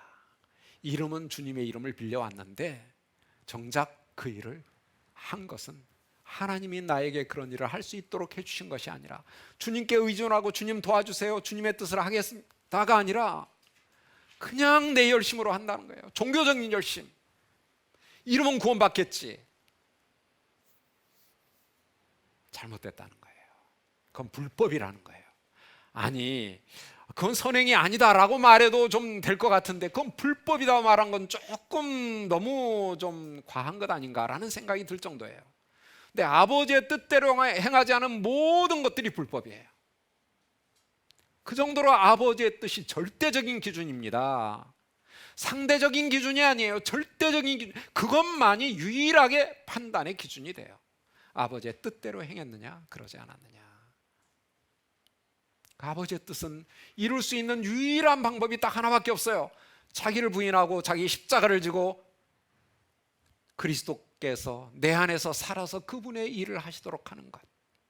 그러기 위해서는 우리가 기도해야 하는 것. 기도 이외에 다른 방법이 없어요. 제가 처음부터 끝까지 계속 기도만 하는 얘기하니까 저 사람은 처음부터 끝까지 기도만 하고 사나 보다 할지 모르는데 저는 항상 기도가 너무 부족하다라고 자책하고 사는 사람입니다. 왜요? 기도를 어느 정도 해서 만족할 수가 없어요. 그래도 부족해요. 기도를 하지 않는 순간이 있으면 안 돼요. 사실은 우리는 늘 기도하며 살아요. 그러지 않으면 어느샌가 사탄이 우리의 마음을 파고들거든요. 늘 경성해야 돼요. 늘 깨어 기도하기에 힘쓰라. 때를 어떤지 뭐든지 기도하라. 바울이 말하잖아요. 그러니까 내 자신을 너무 믿으면 안 돼요. 아니면 종교적인 열심을 너무 의존하면 안 돼요. 진짜 중요한 것은 많이 하냐 조금 하느냐, 열심히 했냐 열심히 못했냐가 아니라, 물론 다 열심히 해야 돼요. 5달란트 다 남겨야 되고 2달란트 다 남겨야 돼요. 열심히 살아야 돼요. 그냥 살아가지고 되는 게 아니에요. 근데 그 열심이 나의 열심이냐, 하나님의 성령께서 나에게 부어주시는 은혜의 열심이냐를 늘 분간해야 돼요. 하나님의 성령께서 주시는 은혜의 열심은 내가 아무리 열심히 일해놓고 나서 아무도 안 알아줘도 전혀 서운하지가 않아요. 오히려 안 알아주기 때문에 더 행복해요. 근데 가서 이렇게 이제 뭐 그 식당에서, 이제 교회 식당에서 일을 하면서 나는 하는데 왜 저 권사님은 안 해? 나는 열심히 뭐 구진이라는데 저 사람은 항상 좋은 일만 해. 이렇게 자꾸 비교를 하면 이거는 하나님만 못해요. 오히려 저분은 일을 안 하는데 내가 더 열심히 하는 게 참 하나님께서 나에게 주신 은혜구나. 그냥 감사, 평안, 행복 뭐 이래야지. 그냥 항상 비교하는 사람은 항상 자기가 제일 열심히 하고 자기가 제일 힘들게 일하는 사람이 되거든요. 남들이 남몰래 하는 봉사는 보이질 않아요. 그러니까 이게 하나님의 성령으로 우리가 은혜를 입어서 하는 섬김들, 능력들, 이런 것들은 불평이 없어요. 항상 기쁨과 감사만 있을 뿐이죠. 만약에 내가 어떤 일을 하고서 교회에서 사역을 하고서 불평이 있다, 선교사님들도 마찬가지예요. 가서 열심히 사역을 했는데 뭐 아무도 안 알아줘요. 뭐 거기다가 뭐 밤낮 뭐 이렇게 열매도 없고 뭐 이런 얘기만 들려와요. 나는 죽기 살기로 일을 하는데, 그럴 때 뭐야 이거 하면서 막 불평이 생기고 서운함이 생기고. 서운하지 않을 사람이 어디 있어요? 다 서운하지. 그러면 제가 말하는 거는 그거를 이겨내야 된다는 거예요. 이겨내야 돼요. 어떻게 이겨낼까요? 기도하면서 이겨내야 되는 거예요. 그러니까 우리는 끊임없이 기도하면서 싸워나가야 됩니다. 싸워나가야 돼요. 그게 하나님 나라예요. 하나님의 나라와 그의 의를 구하는 것은 그런 거예요. 하나님의 왕권 앞에 철저하게 의존하는. 그러니까 여기에 많은 사람이 그랬다는 것을 우리가 염두에 두고 그럼 나도 그럴 수 있겠네라고 경고를 받아야 돼요. 그죠? 나는 아니야 하는 것은 가장 위험한 거예요. 나는 예외야. 그럼 나는 어떠지? 나는 어떤가? 나도 그러겠구나. 나도 여기에 속하게, 이렇게 생각하면 안 돼요. 나도 여기에 속하겠네, 이러면 안 되고, 나는 어떠지 하면서 나도 안 그러려면 어떻게 해야지 될까? 이런 쪽으로 성령님께서는 우리를 이끄셔요. 이 말씀을 읽을 때 이럴 수 있는 위험이 있구나. 나는 혹시 이런 요소가 없었나? 그런 것들을 경계하자. 그런 것들을 좀 더 조심하자. 그러도록 또 기도하자. 이게 이제 이 말씀의 어떤 의도겠죠. 자기 확신 조심해야 됩니다. 자기 확신 때문에 망한 사람들 많아요. 망할 뻔한 사람도 많고요. 대표적으로 베드로 볼까요? 아까 겟세마네 기도에 얘기했는데, 베드로는 뭐 예수님께서 그 성만찬 최후의 만찬 자리에서 이렇게 예고하셨어요. 너희들이 다 나를 버리고 이 밤에 떠날 것이다. 베드로가 말하기를, 이제 원문은 걸려 넘어질 것이다라고 돼 있어요. 그러자 베드로가 말합니다. 다 버릴지라도 저는 안 버리겠습니다. 아주 그냥 지금까지는 12명의 대변인으로 얘기를 해왔어요. 우리는 안 그렇습니다. 이번에는 이제 11명 다 버리고 자기는 안 그러겠다는 거예요. 다 그래도 나는 안 그래요. 그러니까 예수님께서 그래, 그럼 너만 특별히 내가 좀 얘기를 해줄게. 너 오늘 저녁에 다구 일기 전에 나 3번이나 부인할 거야. 그러니까 베드로가 하는 말이 뭔 줄 아세요? 아유 주님 도와주세요가 아니라, 내가 죽을지언정 그런 일은 없습니다. 아주 그냥 자신만만하게, 예수님 저 뭐로 보는 거예요? 내가 그래도 예수님 3년 따라다니면서 버린 거 몰라요? 내 목숨, 내 목에 칼이 들어와도 내가 꿈쩍 안 합니다. 무슨 소리예요? 전 절대 예수님 모른다고 부인 안 합니다. 자신감이 넘쳤어요. 어찌 보면 베드로의 이러한 모습 속에 우리는 참 멋있다. 그래, 제자라면 저 정도는 돼야지. 이런 마음이 한편 들면서, 그러나 그거는 인간적인 멋있음입니다. 하나님 나라에는 인간적인 멋있음까지도 버려야 돼요. 자기 확신, 나는 그러지 않는다. 근데 그래가지고 그러면 이제 예수님이 세 명만 따로 불러요. 겟세마네 기도하러 가면서 세 명을 따로 불러요. 베드로, 야고보, 요한. 이 야고보, 요한도 너희가 내 마시는 잔을 마실 수 있냐 그랬더니 마실 수 있습니다 라고 자신했어요. 그 잔은 보니까 겟세마네 기도에서 보니까 이 잔이 물려가게 해달라, 죽음의 잔이에요. 고난과 죽음의 잔. 마실 수 있다고 그랬거든요. 그래, 너 베드로, 이렇게 세 명 너희들 죽겠다고 그랬지, 그럼 나랑 같이 죽기 위해서 기도하자. 기도의 기회를 주신 거예요. 나도 지금 죽으러 가는데 기도 안 하고는 안 되겠거든. 그러니까 너희도 만약에 정말 너희 말대로, 난 정말 원해, 너희들이 부인하지 않고 나를 떠나지 않기를 정말 원해, 나와 같이 죽기를 원하는데 그러려면 기도해야 돼. 기도로 준비하자 하고 기도의 자리에 가까이 데리고 가요. 열심히 기도하시고 돌아와 보니까 콜콜 자고 있어요. 야, 말로는 용기 100배, 우리는 안 그럽니다 하면서 준비부터 실패하고 있는 거예요. 준비부터. 예수님은 그렇게 있는 힘을 다해서 기도하면, 제자들이라면 예수님 저렇게 기도하는데 기도하는 흉내라도 내야죠. 흉내라도. 근데 콜콜 자고 있어요.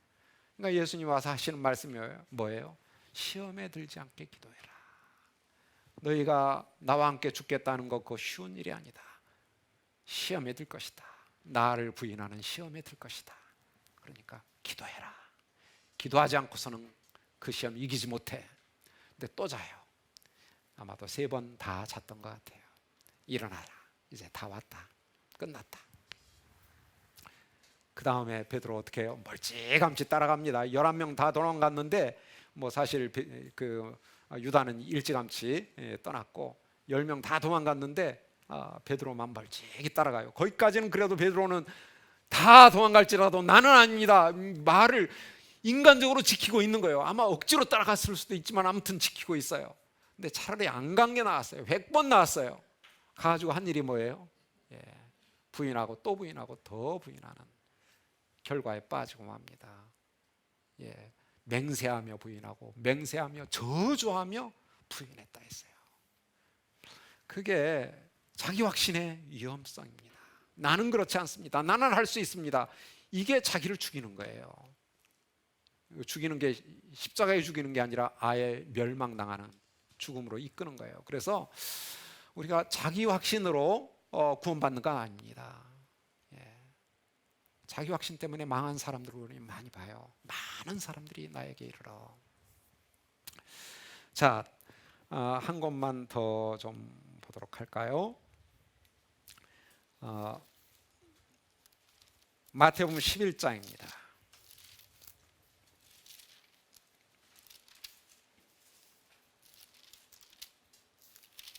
20절부터 24절까지인데요.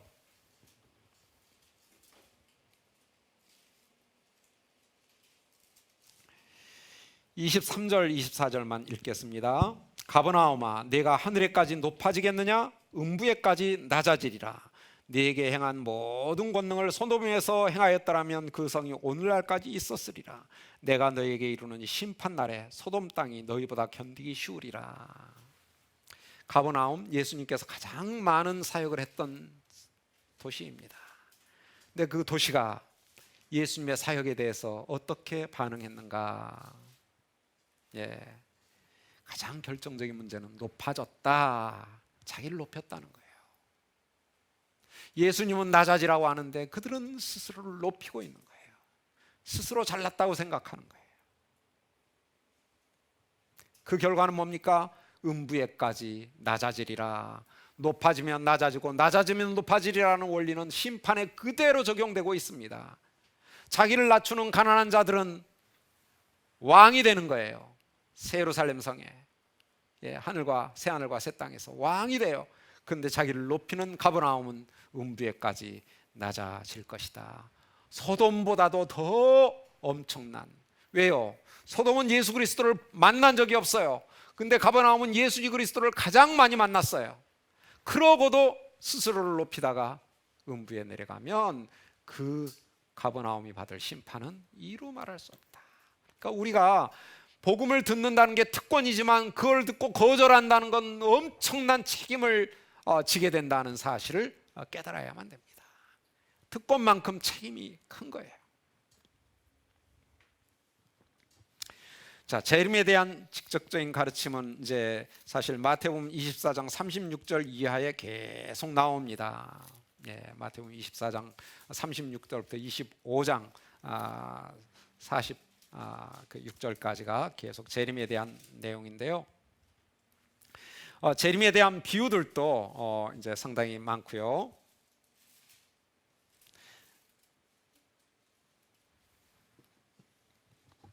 재림에 대한 비유 중에 저희들이 그 여러 비유들을 살펴볼 수 있는데 그 중에 그 한두 가지만 좀 살펴보겠습니다. 24장 한번 보겠습니다. 마태복음 24장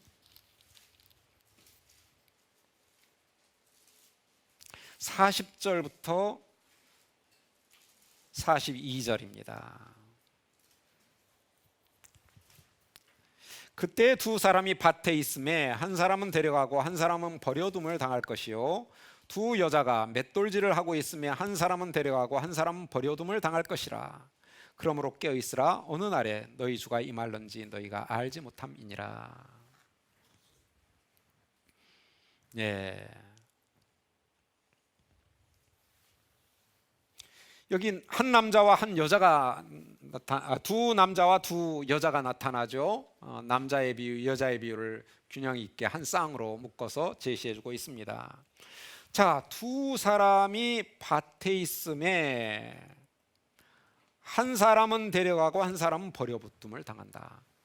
밭에서 밭일을 했다는 것은 적어도 이 밭에서 가꾸고 있는 이 곡식을 거두어서 추수해 가지고 먹을 때까지는 예수님이 오실 것이다 라는 어떤 낌새가 있었다는 거예요, 없었다는 거예요? 아무 낌새가 없었어요. 징조가 없었어요. 아주 평상적이었어요. 그러니까 밭에 나가서 일을 하죠. 만약에 낌새가 있었으면 뭐하려고 밭에를 나가요. 예, 회당에 가서 성전에 가서 기도를 드리든지 해야지. 심지어는 두 여자가 맷돌질을 하고 있었습니다. 맷돌질을 한다는 것은 무엇을 의미할까요? 맷돌질을 왜 하죠? 저녁밥 먹으려고 밀을 갈아서 밀가루 만드는 거예요. 빵 구우려고. 예. 그러니까 이 사람들이 맷돌질을 할 때까지만 해도 예수님의 재림의 징조라는 게 있었을까요? 없었을까요? 전혀 없었어요. 그러니까 저녁밥 먹으려고 준비하고 있죠. 그러니까 몇 시간 후에 일어날 건데도 아무런 징조가 없는 게 예수님의 재림이라는 거예요. 몇 개월 후는 물론이고 몇 시간 후에 일어날 것도 낌새가 전혀 없었어요.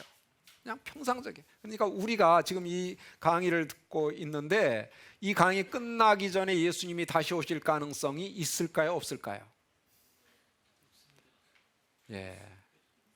설마가 사람 잡는다는 말이 딱 여기에 어울리는 거예요. 설마인데 정말 오시면 좋겠어요. 왜냐하면 우리 성경 공부하고 있을 때 주님 오시면 그동안에 뭐 여러 가지 실수한 거 조금 캄프로치가 안 될까요? 그랬으면 참 좋겠어요. 근데 그렇다고 해서 봐주실 분도 아니에요. 이때 오실 수도 있다라는, 이 사람들이 맷돌 갈 때 설마 저녁 먹기 전까지 예수님이 오실까 했는데 오셨잖아요. 오신다는 거잖아요. 그러니까 우리가 성경 공부 다 끝나기도 전에 오실 수도 있다. 오실 수도 있다. 이런 긴박함. 그래서 42절에 그러므로 깨어 있으라. 깨어 있으라.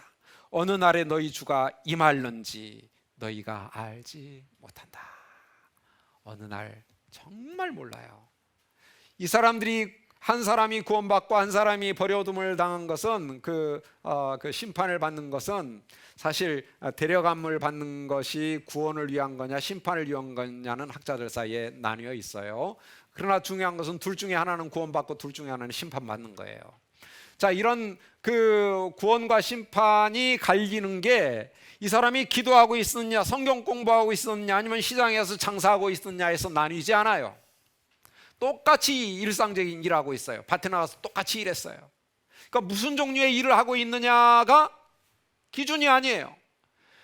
주님의 이름으로 선지자 노릇하고 주님의 이름으로 귀신 쫓아내고 주님의 이름으로 많은 능력을 행하면 그 일의 종류 때문에 심판 면하고 구원받는 게 아니라는 거예요.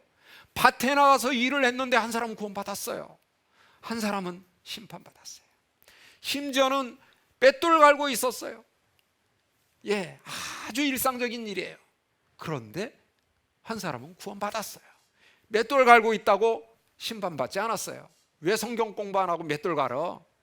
예, 저는 어렸을 때 이런 말씀을 들었어요. 부흥 목사님 통해서. 시골에서는 부흥회 참 1년에 몇 번씩은 하는데 그분이 오셔가지고 여러분 예수님 언제 재림하시는 줄 아십니까? 너무 궁금한 거야. 저분은 그것도 아나 보다. 그랬더니 예, 아마도 예수님은 수요일 날 저녁 예배 시간에 바람 불고 눈보라 갇히는 그 시간에 오실 것입니다. 그때 예배당에서 예배드리고 있으면 무조건 구원받습니다. 정말 엉터리 같은 말이에요. 지금 생각하니까 성경에 없어요 그런 얘기. 가만히 나중에 생각해 보니까 우리나라에서 수요 예배 시간에 저기 영국에서는 예배 시간이 아니에요. 예, 아침 시간이에요. 그래가지고 좀 그건 아니구나 그때 확실하게 깨달았어요. 제가 영국에를 가본 다음에. 아무튼 이제 우스갯소리로 그러지만 예, 정말 예수님은 언제 올지 몰라요. 그럼 우스갯소리라도 하면 안 돼요. 정말 몰라요. 언제 올지. 평상적일 때 오셔요. 아무런 징조가 없기 때문에 그래요. 그래도 여러 사람들은 그 징조를 보려고 얼마나 애를 쓰는지 몰라요. 예수님의 말씀은 중요하지 않아요. 우리의 기대가 중요한 거예요. 언제 오느냐, 어떤 징조가 있느냐, 여기에 대한 온갖 관심이 쏠려 있죠. 그러나 그건 위험한 것이다 라고 예수님은 분명하게 말씀하십니다.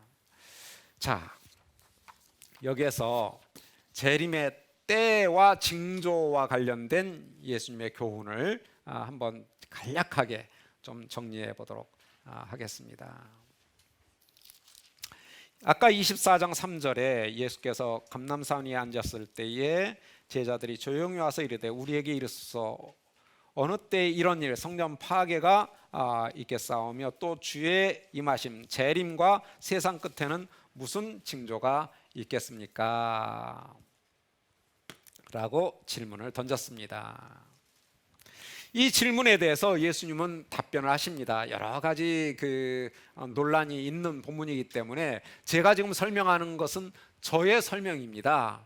그러니까 그렇게 이해할 수 있고 그러지 않은 설명을 따라도 전혀 문제가 없을 수 있어요. 없다는 말은 아니고 다른 해석의 가능성도 있는데 제가 볼 때는 아무리 보아도 이 해석 이외의 다른 해석은 적어도 제가 가지고 있는 상식으로는 자연스러움으로는 이해하기가 어렵다. 마태복음의 이 어떤 체제와 예수님의 말씀의 진정성과 이런 것들을 다 인정했을 때 이 해석이 그래도 가장 타당하고 자연스럽지 않을까라는 그 제안이에요.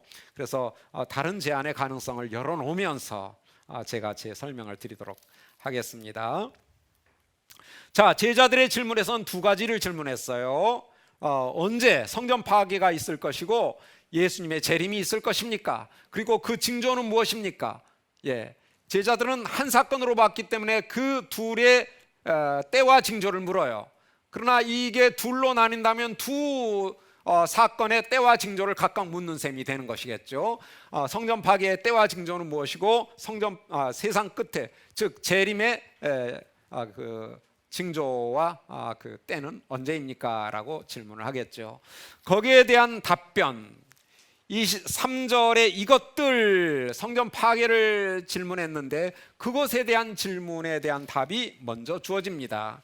그리고 그 질문은 아까 말씀드렸듯이 34절에서 끝이 납니다. 그래서 이것들, 이 모든 것들, 인클루지오 구조가 성전 파괴 사건을 다루는 그런 본문으로 정리가 됩니다.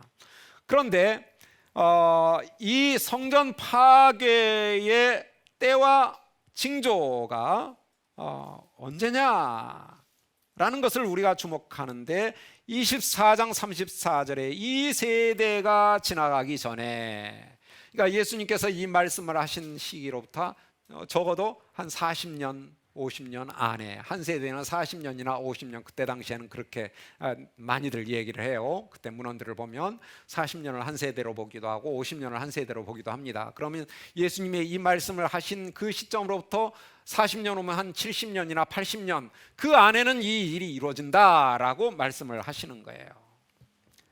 때가 한정됩니다. 그럼 징조는 뭐냐? 징조는 24장 15절에 주어집니다. 그러므로 너희가 선지자 다니엘이 말한 바 멸망에 가증한 것이 거룩한 곳에 선 것을 보거든 그때에 유대에 있는 자들은 산으로 도망할지어다. 지금 이 제자들에게 말하기를 유대 땅을 중심으로 지금 설명을 하고 있는 거예요.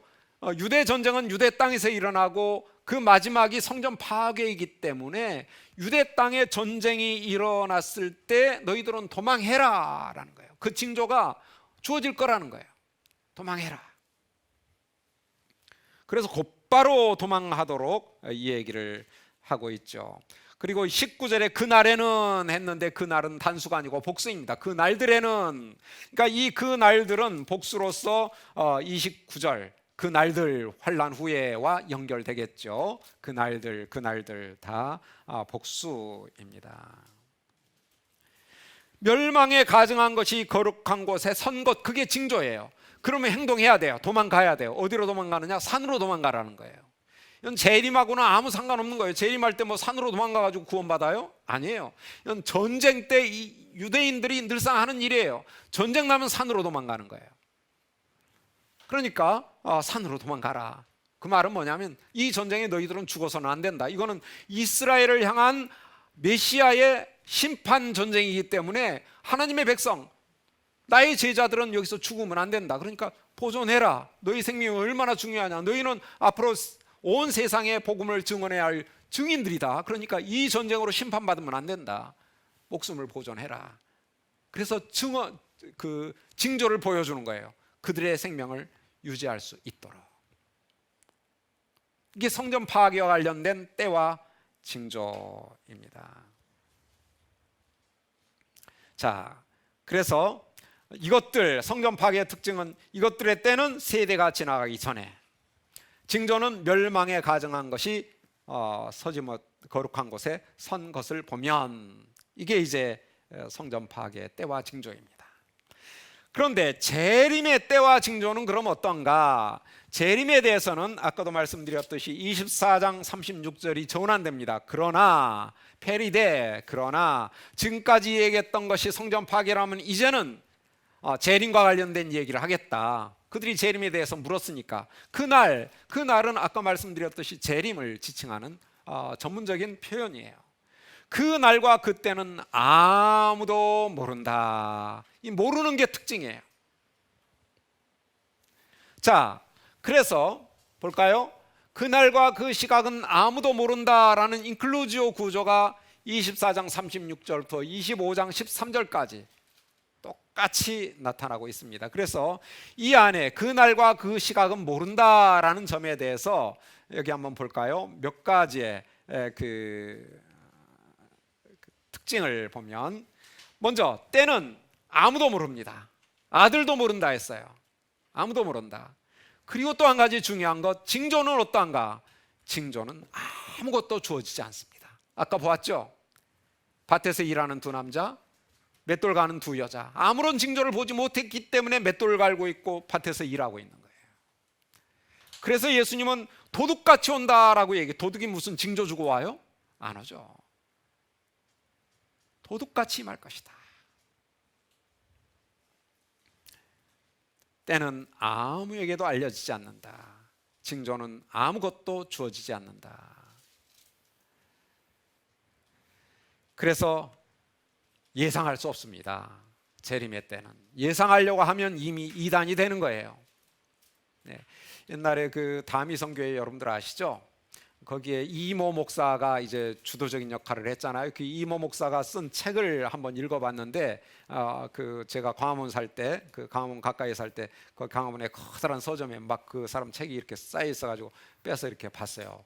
돈을 내기는 좀 아깝고 봤는데 그 중에 딱 한 곳 아직도 기억에 남는 게 있어요. 여기서 그 날과 그 시각을 모른다고 했다. 헤메라, 호라다. 헬라어로 헤메라는 날이고 호라는 시간이다. 어디 성경에 그 날과 시각을 모른다 했지 월과 년을 모른다고 했냐? 그러니까 몇 년 몇 월은 이미 알려주셨다. 그게 1992년 10월이다. 근데 그 다음이 아주 정말 재밌습니다. 그런데 때가 가깝자 하나님께서 은혜를 베푸셔서 나를 알려주셨다는 거예요. 그리고 시각까지도 가르쳐 주셨어요. 그래가지고 그 날과 시각을 얘기한 거예요. 야, 성경을 해석해도 그렇게 해석할 수가 있나요? 결국은 안 왔죠. 성경의 그 의도를 그렇게 왜곡하면 안 돼요. 여기서는 해와 그 달을 가르쳐 줬으면 뭐 하려고 이 사람이 가서 밭에서 일하고 있겠어요. 달을 모르니까 일하고 있지. 그죠? 날과 시각을 모른다는 건 해와 달도 모른다는 거예요. 그걸 갖다가 헬라어 돌먹이가 하면서 이거는 이거다 하면 굉장히 유식해는 보이지만 그거는 정말 무식한 거죠. 예수님의 말의 의도를 왜곡하는 것입니다. 아무에게도 주어지지 않습니다. 그래서 성전 파괴와 재림의 차이를 우리가 잘 분별해야 돼요. 먼저 성전 파괴와 재림 때는, 성전 파괴는 이 세대가 지나가기 전 딱 정해져 있어요. 그러나 재림의 때는 아무도 모릅니다.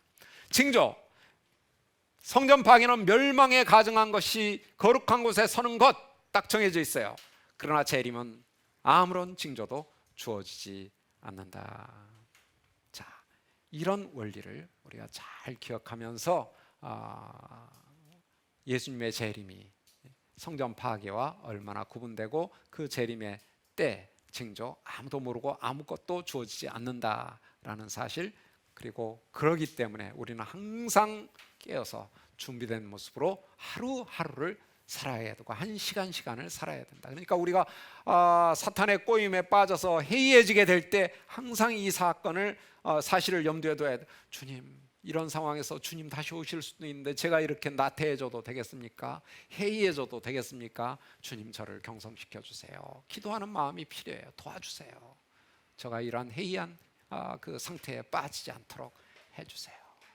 그러니까 목사님들이 제일 좀 실수하기 쉬운 시간이 언제라고 하느냐 하면 주일날 저녁 예배 설교 다 끝난 다음에 그다음에 모든 게 그냥 편한 거예요. 아예 나도 모르겠다 하고 두 다리 두 팔 다 뻗고, 예, 아주 무장해제.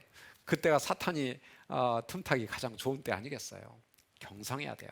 설교 끝난 다음에 또 다른 경성의 필요를 우리는 또 가져야 된다. 자, 7시에 시작했으니 8시 반이네요. 이걸로 그 네 번째 강의는 마쳐야겠는데요. 질문이 이제 좀 있으면 한 두세 가지 질문하고 받고 그 다음에 마치도록 하겠습니다.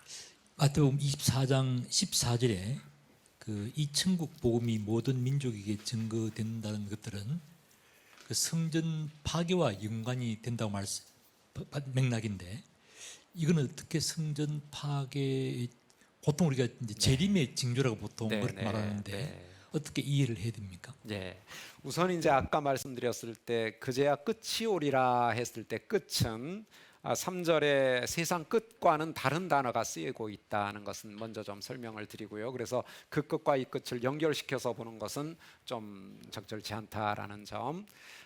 그리고 이제 그러면 과연 성전 파괴가 있기 전에 이 일이 일어났느냐라는 질문인데, 그렇다라고 우리가 신약 성경 안에서 다양한 증거들을 통해서 말할 수 있습니다.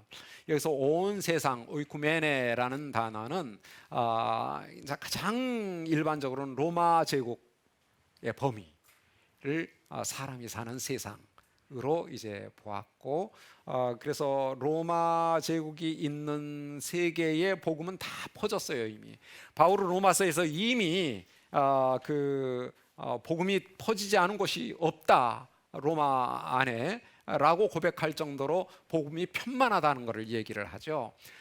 그러니까 바울의 표현들은 좀 지나친 과장처럼 보일 정도로 아주 확실하게 온 세상에 복음이 선포됐다라는 식의 표현을 쓰는데, 여기서도 온 세상이라는 표현을 문자적으로 우리가 가지고 있는 온 세계라는 의미보다는 1세기 당시에 복음서 독자들이 볼 때 온 세계, 세상이 어디까지였을까? 예수님은 어떤 의미로 이 온 세상이란 말을 말씀하셨을까라고 본다면 1세기 당시의 세계관으로서는 충분히 이미 바울 때 온 세상에 복음이 선포됐다라고 하는데 성전 파괴는 한참 뒤에 일어나거든요. 그러니까 그 상황에서는 적어도 로마 세계 안에서는 복음이 편만하게 퍼져가는 그러한 상황이었다라고 이해할 수 있을 것 같습니다.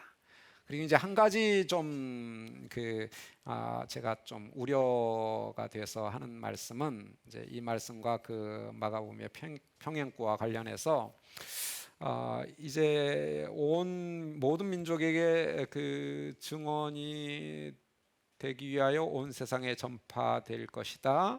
그래서 그때 끝이 올 것이다 했으니 끝이 오도록 하기 위하여 우리가 모든 그 민족에게 복음을 전해야 된다라는 그 논리, 이것도 이 말씀의 의도는 아니다라는 점을 우리가 조심스럽게 좀 점검을 해야 됩니다. 그러니까 선교를 해야지 되는 당위성은 있어요. 세상 끝까지 선교해야지 되는데 이것 때문에 선교하는 건 아니거든요.